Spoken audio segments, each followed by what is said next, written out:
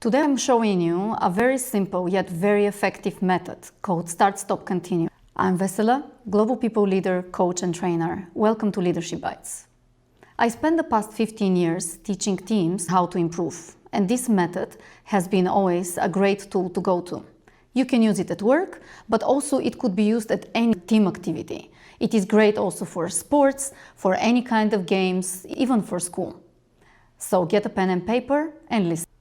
Thank you for watching Leadership Bites. It may not mean much for you, and actually it is for free, but if you give us a subscribe, that will mean the world for us. Thank you for supporting free and quality content on the internet. But what is this method Start, Stop, Continue? This is a method that helps you get this clarity of what is working, what is not, and are there new ideas. In general, this is a tool that you can use anytime. Whether you're getting your team together, or you're joining as a new manager, or even if you're having a long to-do list with your team. This is the method that would help you gather everyone's perspective and try to make the best out of it. Start, or ask yourself and the team, what is the thing or the things we should start doing? And this could be anything. Ask the team to come up with all the ideas that come to their mind and put that together. And this could be anything from, let's start documenting every team meeting we're having in order to include the team members that are absent right now.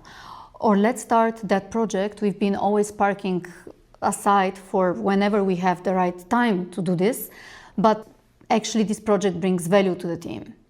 Let's start training new team members in a better way in order to enable them start working in the projects with a better understanding. Anything that the team and yourself consider important to start doing, just put it in a list, look at the long list and start prioritizing. Is it doable? Is it something we could do later? Are there volunteers that actually want to lead these initiatives? Stop is everything that we should not be doing. Something that is annoying the team, something that is not efficient, something that belongs to the past. Kind of a historical thing, we've always done this. Make a list with everything that the team and yourself consider unnecessary. And examples could be, let's stop inviting everyone to meetings that could be emails. Review those meetings. If they are in the calendars for months or even for years, that doesn't mean that you need to really stick to them. Review the list of the attendees and make minutes of meeting for those that are not joining and need to be just informed. Or let's stop working in silos, but start sharing more. It is usually harder to stop doing something than start, because with the initiative of let's start do this or let's start do that, it is so easy to fill the to-do lists with ideas and activities. But once we are doing something, somehow in our mind, discontinuing them feels like we're stopping something that's important, or we're stopping something that we don't have the full picture of why it started. So have a critical thinking and discuss with the team, are we really needing to do this? Do we really need to do that project that never leads to a good end? Or is that report something we really do? Is the newsletter something that people are reading? And maybe go and check in the analytics how many people at all open that newsletter. Just be proactive enough, and this is one of the hardest parts of this method, is to consider what really makes sense for the team and what are the activities that belong to history, and we need to stop doing them. You also don't need to stop doing them immediately. Once you're having the entire list, first everybody needs to agree. Maybe there are things on the list that should stay within the team. That's a great conversation starter.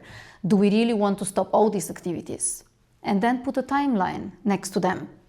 From when do we stop sending that report? Or when do we stop creating the newsletter? Or if we change the newsletter, maybe we continue with it, which is part of the next step. But since now we started talking about this, maybe we continue with the newsletter, but we need to revise the topics, the cadence, the list of people we are sharing it. Once you are gathering all this information, you and the team are going to have the best clarity how to continue with this stop list and if everything belongs there. Continue. And those are all the projects, activities, tasks that the team is doing well and they can continue doing. The list could vary among different ideas and suggestions, from let's continue doing minutes of meetings, or let's continue having a monthly meeting for the entire organization. But also it could be related with projects that we see they're doing good to the team or to the entire organization. Again, you can not only continue with these projects and ideas in the same way, but you can also revise them.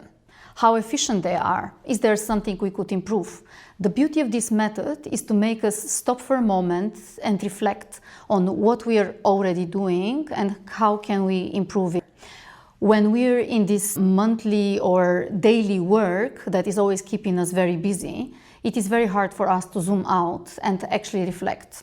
So use this time for discussing what we are continuing doing, meaning what is still going well. Ask yourself the question of what we could do even better. And finally, this method sounds very simple, but actually it works. And here is it why. Usually you get the reflection of everybody. In this way, you may even hear about topics that are not on your radar or you never paid so much attention on them. Gathering the entire team to brainstorm of what you need to start, stop, continue doing is giving them also a chance to say what is interesting for them, to share their opinion, or even express their wish to take a lead on something. By that, you are able not only to get the team together and have a discussion, but to keep the team focused, to keep the team in the direction that is bringing success for everyone. Also to show your team, we are here not only as a team and I'm the leader that is showing the direction, but we can co-create it together. I'm here to listen and also to ask questions and give you the chance to ask me questions in order to realign once again. And how often you can do it? You can do it anytime you feel a little bit disconnected with the team, or even you can create a small ritual for your monthly or quarterly gathering where you make these projects or activities hygiene and get the team together on board. It may be a bit difficult to start doing this, but I can promise you, once you do a few iterations of those, the team is going to miss it if you ever decide to stop. So give it a chance. Thank you very much for watching. Today we were talking about Start, Stop, Continue and why it is so useful. Please give us a like and subscribe, and see you next week with more Leadership Bites.